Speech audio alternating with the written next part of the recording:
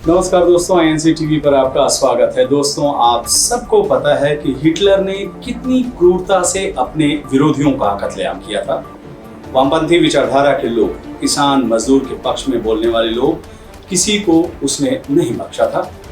यहूदियों के नरसंहार के लिए तो उसने गैस चेंबर बना रखा था। हिटलर के क्रूरता के और तमाम वाक्यों से आप रूबरू हैं, लेकिन कभी आपने सोचा है कि हिटलर इंसानियत को कलंकित करने में सफल कैसे हो गया? कोई उसकी क्रूरता पर रोक क्यों नहीं लगा सका? इस सवाल का जवाब हिटलर के ही देश जर्मनी के कवि फ्रेडरिक गुस्ताव एमिल मार्टिन निमोलर ने दिया है। अपनी मशहूर कविता पहले वो आए में सुनाते हैं और सुनिए क्या कहा उन्होंने। पहले वो आए कम्युनिस्ट के लिए, मैं खामोश रहा क्योंकि मैं कम्युनिस्ट नहीं था। फिर वो ट्रेड यूनियन वालों के लिए आए, मैं खामोश रहा क्योंकि मैं ट्रेड यूनियन में नहीं था। फिर वो यहूदियों के लिए आए, मैं खामोश रहा क्योंकि मैं यहूदी नहीं था। फिर वो मेरे लिए आए, अब मेरे लिए बोलने के लिए कोई नहीं बचा था। मतलब समझ गया। हिटलर की क्रूरता के उस दौर में ज्यादातर लोग ये सोचकर खामोश बैठे थे कि मुसीबत पड़ोसी के घर आई है, दूसरी जाति और संप्रदाय के लोगों पर आई है, उन लोगों पर आई है जो उनकी विचारधारा के नहीं है।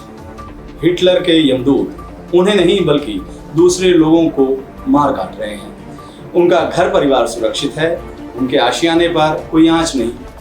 लेकिन वो क्या कहते हैं? लगेगी आग तो आएंगे घर कई जद में, यहाँ कोई केवल मेरा मकान थोड़ी ही है।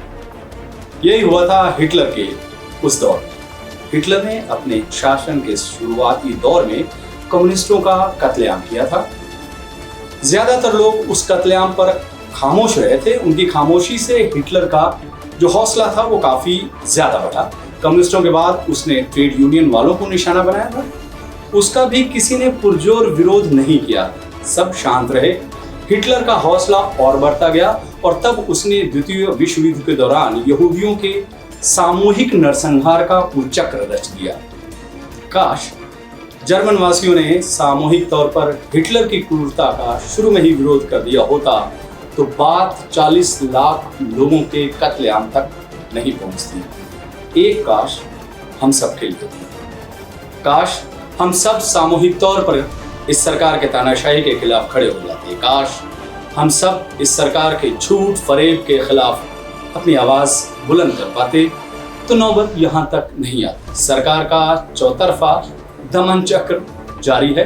मीडिया संस्थानों को घुटने पर लाने के लिए साम दाम दंड भेद सबका सहारा लिया जा रहा है। Income tax, ED, enforcement directorate से छापे मरवाए जा रहे हैं, लेकिन ज्यादातर लोग खामोश। लोगों के फोन हैक किए जा रहे हैं, उनके बेडरूम में झांका जा रहा है, ताका झाकी हो रही है।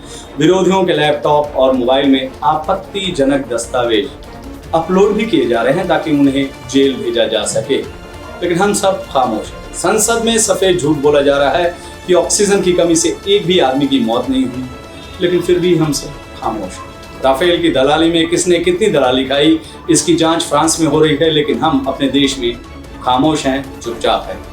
अन्नदाताओं को आतंकवादी, गुंडा, मवाली बताया जा रहा है, लेकिन हम खामोश हैं। विरोधी दलों और विपरीत विचारधारा के लोगों को सरकारी उनका दमन हो रहा है, निर्दोष लोगों को जेल में सड़ाया जा रहा है, लेकिन हम सब खामोश हैं। हमारी इस खामोशी का आखिरी अंजाम क्या होगा, इस सवाल का जवाब तलाशने की जिम्मेदारी मैं आप पर छोड़ता हूं।